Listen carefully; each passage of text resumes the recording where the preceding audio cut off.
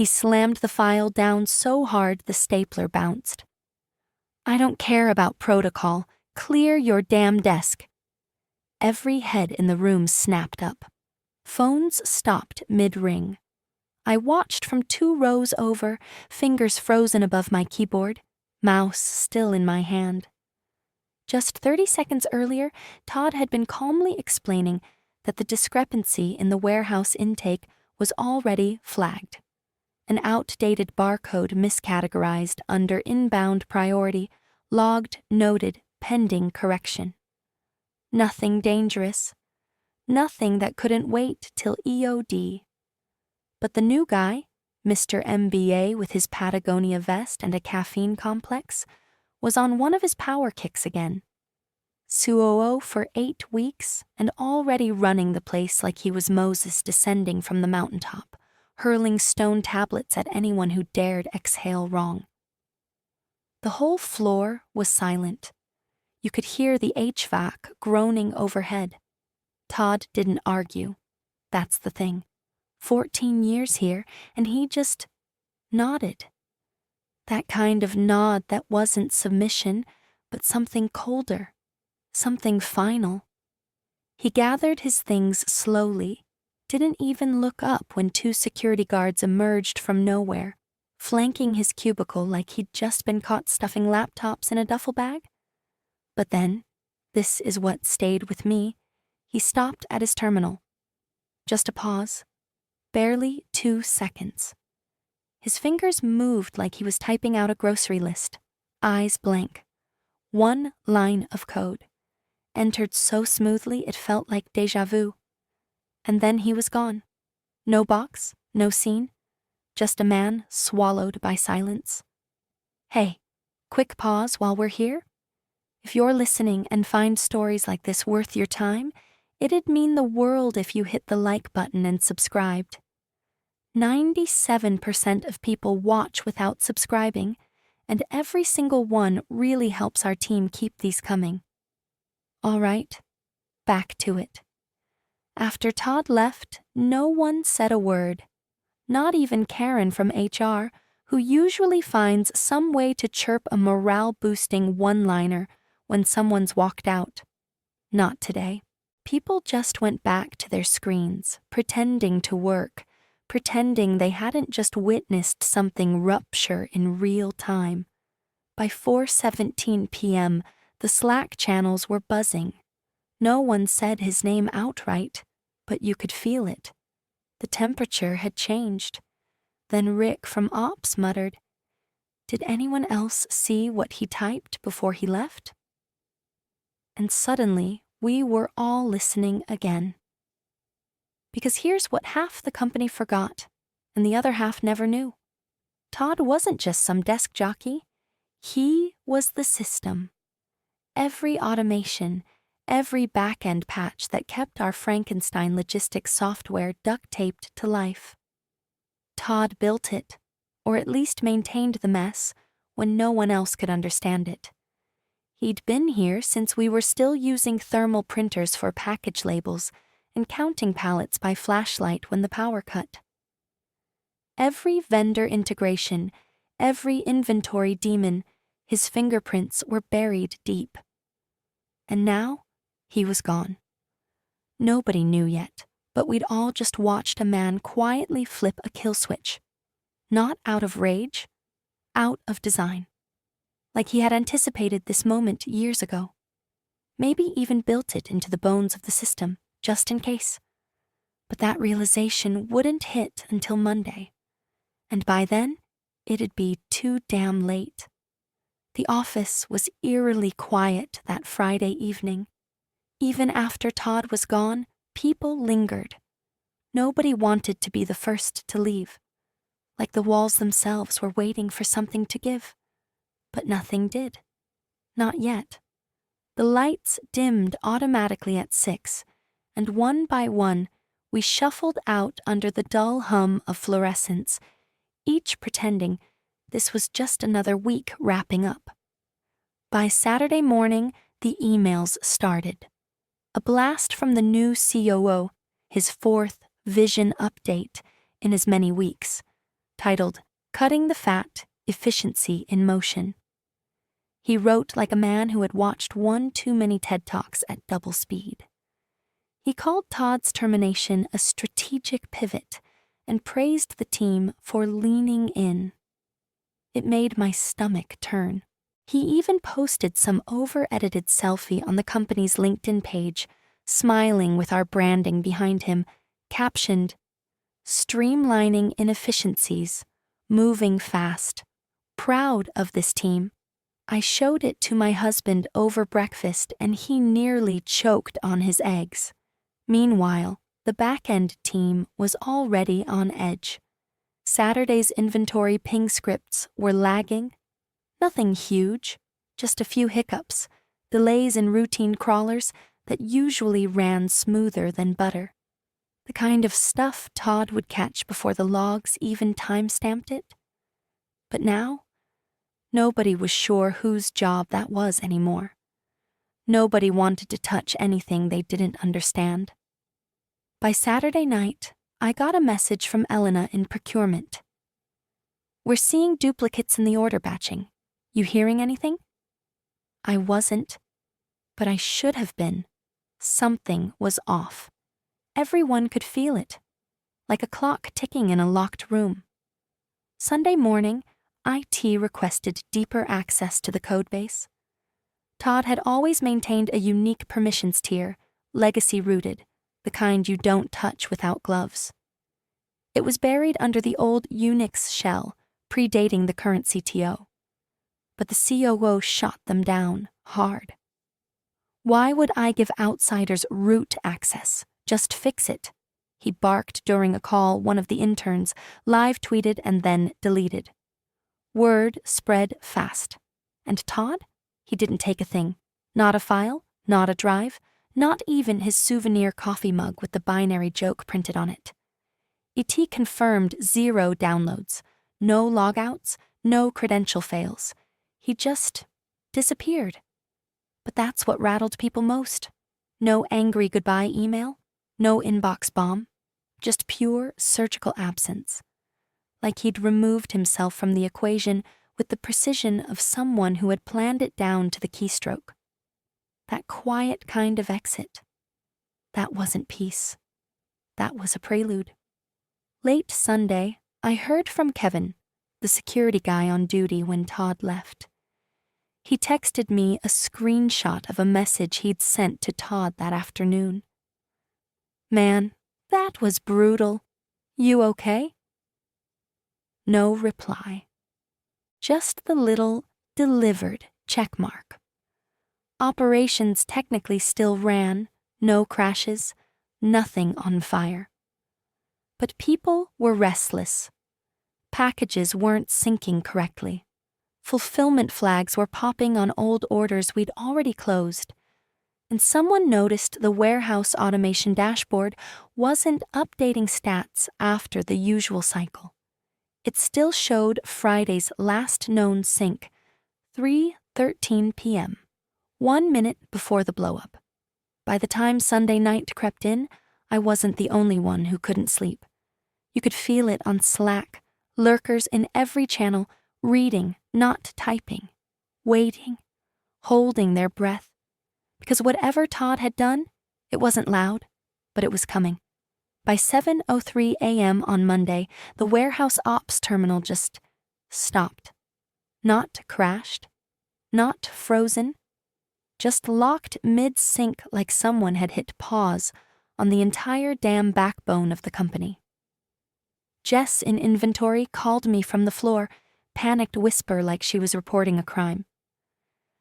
"It won't load past Friday. The pallet manifest is stuck on 003472. That was Friday." I refreshed my terminal. Same thing. The dashboard screen still displayed the same tracking graph Todd left it on. 3 minutes later, at 7:06, the fulfillment queue buckled.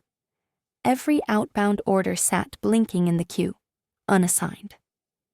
The pick-pack ship flow, which usually updated every 5 seconds, stalled like molasses in a January drainpipe. Auto-routing scripts tried to pick new batches, then looped right back to the start. Elena pinged me. "Is there a network issue?" I typed out, "Maybe," then deleted it. Because no, this wasn't network. This was system. At 7:08 a.m., I watched in real time as procurement logs rerouted into a recursive loop. Orders were triggering purchase orders, which triggered more inventory requests, which re-triggered the original order. A digital Ouroboros, eating its own tail. The monitors on the procurement floor turned red. The interns started crying. Then came 7:12. I'll never forget that time. Because at 7:12 a.m., the inventory tracker, Todd's Frankenstein legacy script, tied into the warehouse RFID scanners, recalculated every single SKU in the system to 0. 0.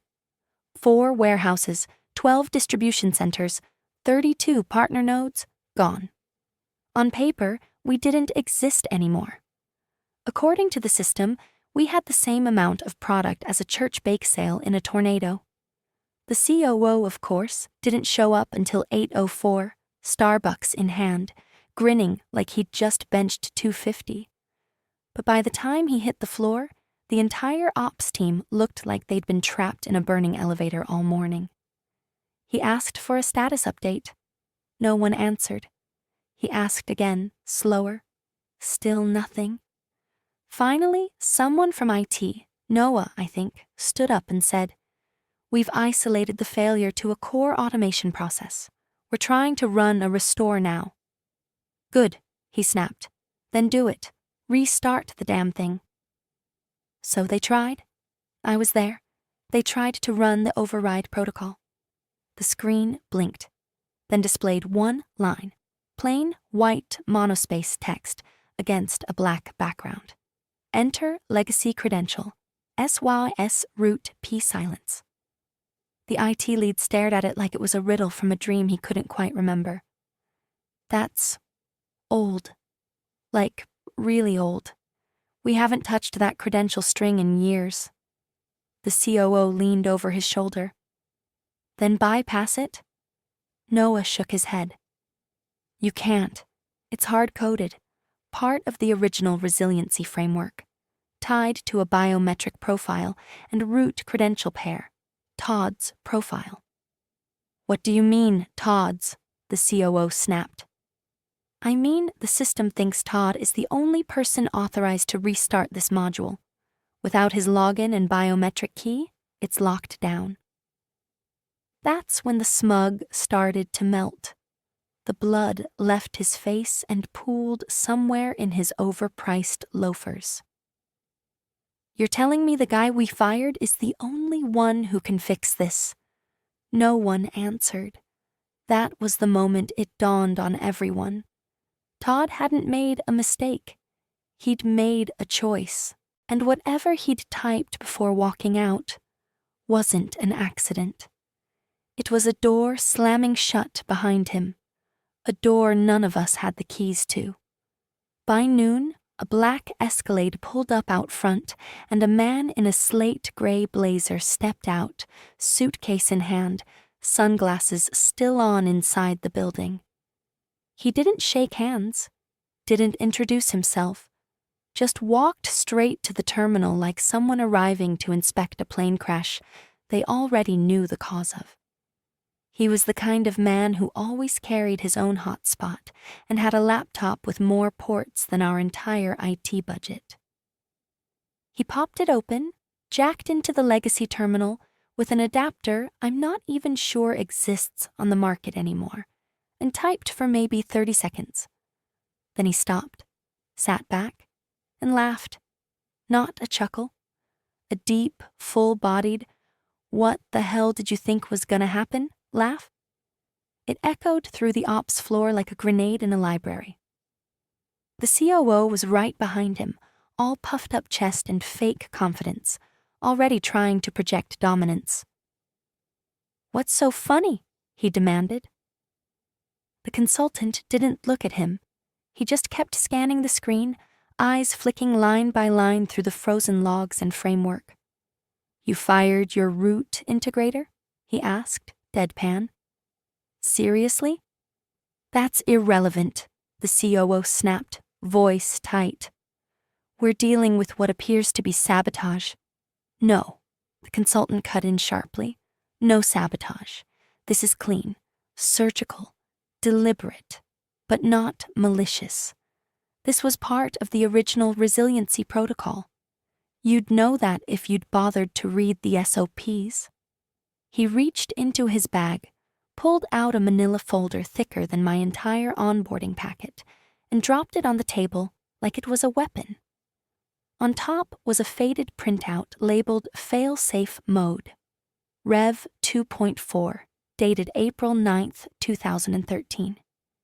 The consultant flipped it open, tapped the first page with one finger. This clause here, fail-safe engagement triggers terminal lockout, requiring SYS root P authentication. You see that? The COO leaned over, squinting like the words might vanish if he looked too closely. So, the consultant turned the page. And here, this is the authorization section. Look at the signature line. Everyone leaned in, and there it was, inked in blue, slightly smudged but unmistakable. Todd M. Halverson, Lead Systems Integrator. Our Todd. The same man the COO had screamed at in front of 50 people. The same man who calmly walked out after 14 years without taking so much as a stapler. The same man who, apparently, built a nuclear-grade safety harness into our system and never once bragged about it. You should be thanking him, the consultant muttered, scanning another page. This wasn't a bomb, it was a break. A hard stop, triggered only under specific internal inconsistencies, like, say, mass procedural changes without full-stack validation. You probably tripped it by accident. The fact that it's engaged means your recent updates violated system integrity. Which can be reversed, the COO said, but it sounded more like a question than a statement. The consultant looked up for the first time, one brow raised.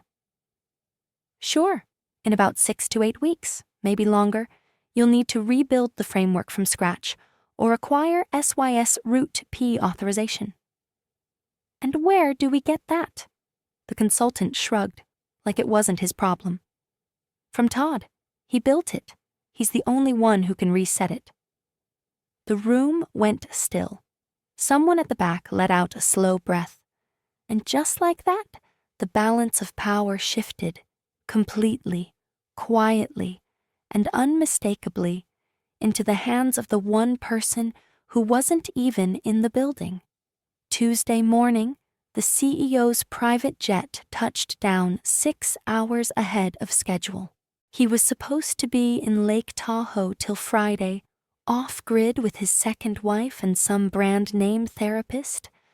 But word had reached him before he even finished his morning wheatgrass shot. By 9 a.m. sharp, he was on Zoom in his home office, hair still wet from a rushed shower, shirt buttoned wrong. And when the screen filled with board members, some in office, some calling from Europe, the mood wasn't tense. It was post-mortem. 3 major clients were already affected by the outage. One of them, a medical equipment distributor, had pulled their Q4 renewal entirely. Another emailed a scathing chain citing breach of SLA and irrecoverable reputational risk. That one hit hard. Our Q4 forecasts were built around them. Everything else was padding. And now, that padding was gasoline. The COO sat in the corner of the conference room, visibly sweating through his powder blue button-up. He tried to sound composed. We're handling the situation. It was a credentials failure linked to deprecated user controls.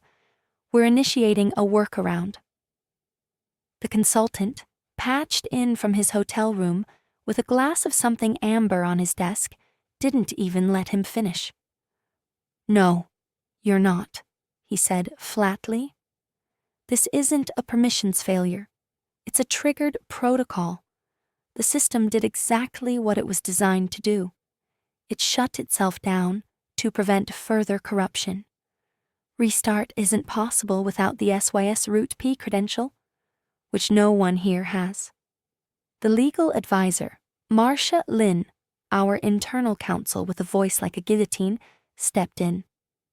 To clarify, she said, turning to the CEO, that credential isn't just a password.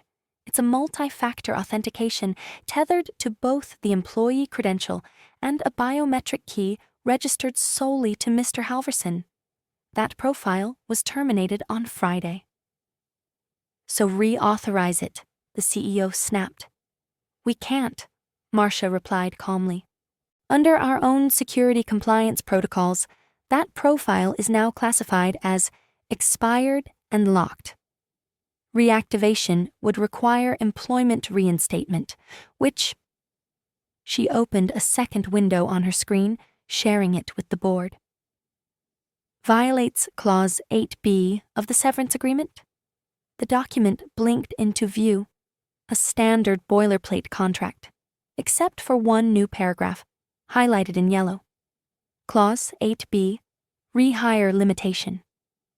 In the event of involuntary termination, the employee may not be re-employed or contracted in any capacity within a 6-month period without written approval from the former employee and, Chaltorn sign-off from the HR department's Risk Oversight Division.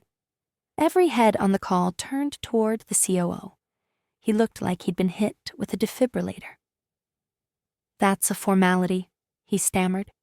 We can override that. No, Marcia replied, as gentle as an executioner. That clause was added last year during the NDA policy updates. Standard compliance now? It's legally binding. The COO's voice cracked. There has to be a way to bypass.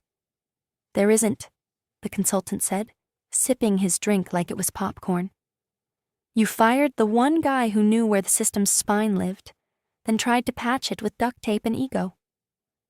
The silence that followed was long, awkward, heavy. Then the CEO finally spoke, voice low and even. Find Halverson? And just like that, the game board shifted again. Not toward the COO, not toward IT, not even toward legal, but toward a man who, 3 days earlier, walked out of this building without looking back. And now, he held the one credential no one else could fake. The message came in at 9:43 p.m., sent through Signal, no subject line. Just a single, nervous paragraph from a junior analyst named Aisha.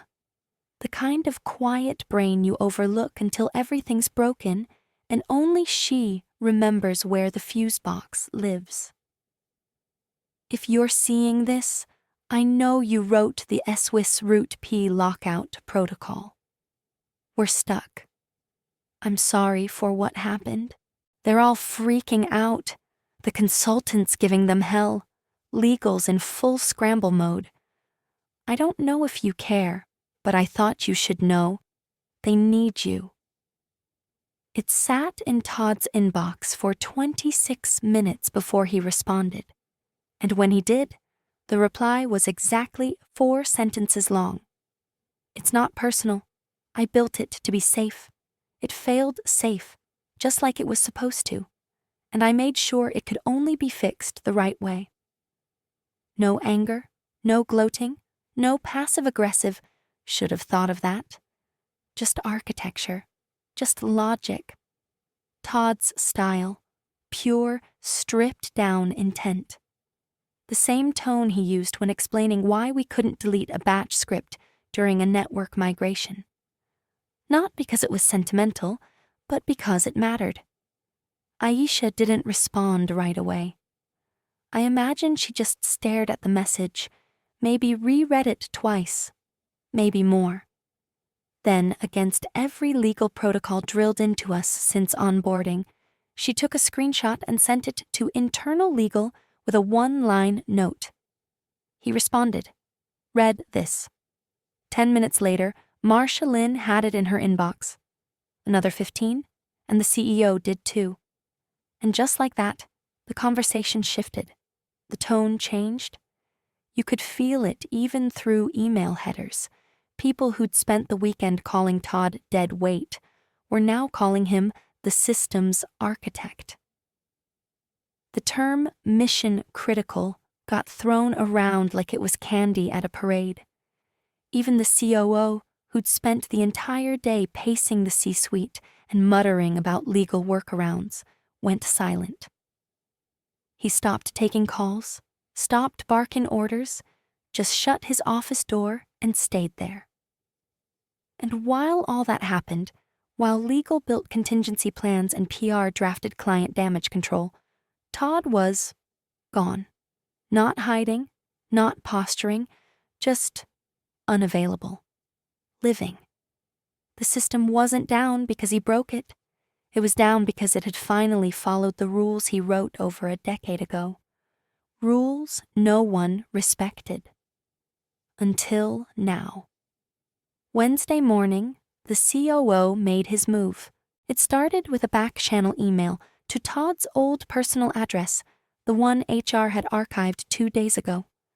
The message was short, stiffly worded, trying too hard to sound casual. Hey, no hard feelings.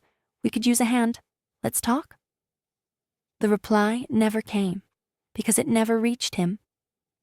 HR flagged it instantly, routed it to legal, and issued a formal internal warning. Per the severance clause and current legal exposure, any direct communication from the COO to the former employee was explicitly prohibited. The irony? The man who screamed, "I don't care about protocol," was now buried under the weight of a dozen of them. By noon, the CEO stepped in. He didn't email. He called. No assistant. No delay. Just a direct line, one-on-one. "Todd," he said, voice even, calm, but stripped of the usual bravado. "Name your rate. We need you." There was a pause on Todd's end, long enough to register. Then finally, "I'm not coming back, but I'll fix it. Under contract." Terms were simple. Todd laid them out like a list he'd been quietly refining since the moment he walked out. Triple his previous rate, prepaid, non-refundable, no on-site visits, all remote access on his machines.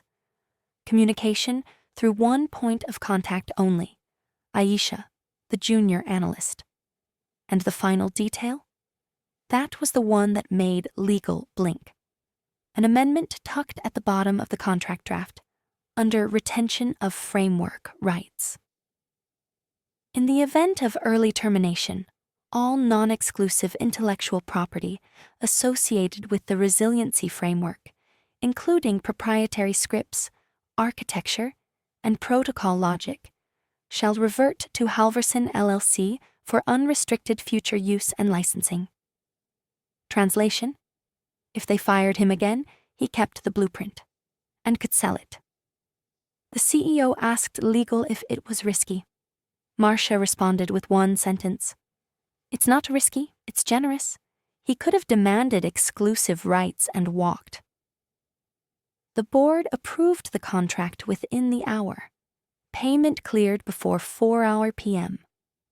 Aisha received a quiet notification granting Todd encrypted access. No fanfare, no welcome party, just a blinking green terminal waiting for his key. And somewhere in a quiet apartment across town, Todd logged in, not to reclaim his job, but to reclaim control. At exactly 6:00 a.m. Thursday, the terminal lit up.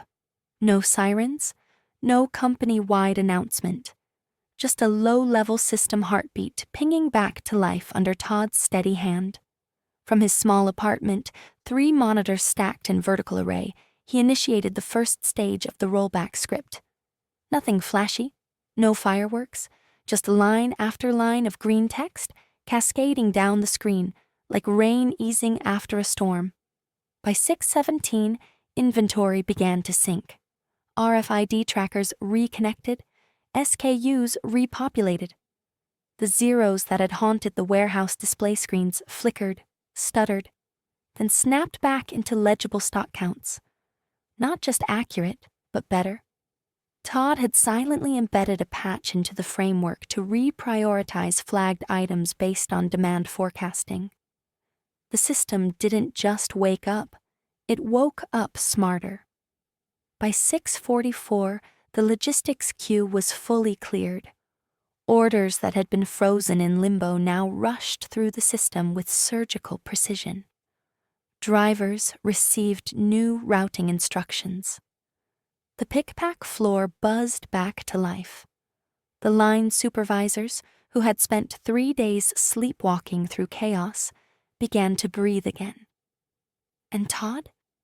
He didn't show up, never logged into Slack, never turned his camera on. He just sat in his flannel pajama pants at his desk, sipping black coffee with a cracked "coffee because murder is illegal" mug, watching the logs scroll across his screen like a silent confession, a system gasping back to life because someone, finally, followed the rules he wrote years ago. Back at HQ, the COO's office remained locked. No sign of him since Wednesday evening. Theories flew. Some said he was benched by the board. Others claimed legal had cordoned off access to his devices.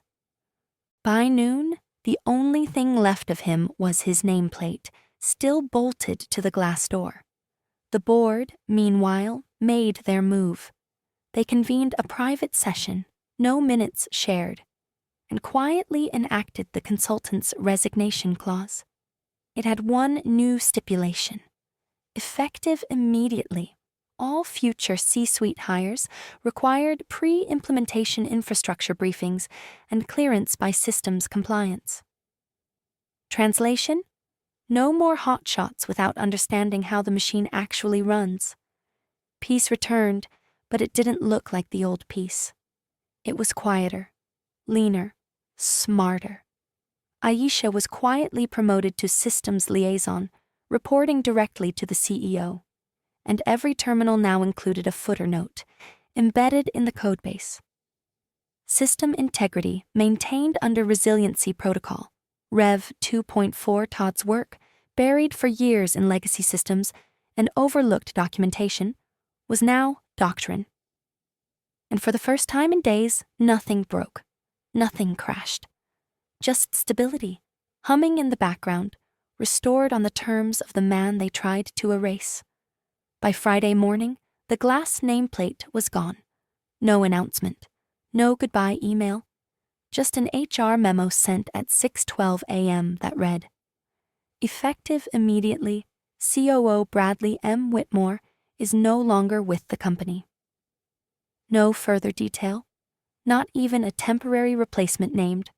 The office door was already unbolted, his desk wiped clean. Someone boxed up his Think Bigger framed poster and left it leaning by the freight elevator. At 8:03 a.m., Todd's bank pinged with a wire confirmation. $184,000 was received from Northline Logistics, vendor disbursement account. No note, just a transaction. He didn't celebrate. No champagne, no smug post, just another black coffee, same chipped mug, and a silent system waiting. At 8:16 a.m., he leaned back, cracked his knuckles, and typed one final command into the terminal. Unlock Swiss route. P. The terminal accepted it immediately. No delay, no hesitation. Like the system had been holding its breath for a week and finally exhaled. All auxiliary services resumed. Error logs cleared. Background routines restarted in perfect sync. The entire architecture hummed like it had just been reassembled cell by cell, every piece finally remembering what it was supposed to do. In the boardroom, the consultant closed his laptop. He didn't say much, just one line, dropped like a pin in an echo chamber. Next time, Maybe ask what protocol means before you scream it across the floor. Nobody replied because they all knew. And somewhere across town, Todd sat alone at his desk, watching the logs scroll by like a heartbeat resuming rhythm. No vindictive grin, no gloating email, just the quiet satisfaction of a job done right, on his terms. He closed his laptop, looked out the window, and murmured to no one. I wasn't angry. I was trained. And he fired the one guy who knew where the real reset button lived.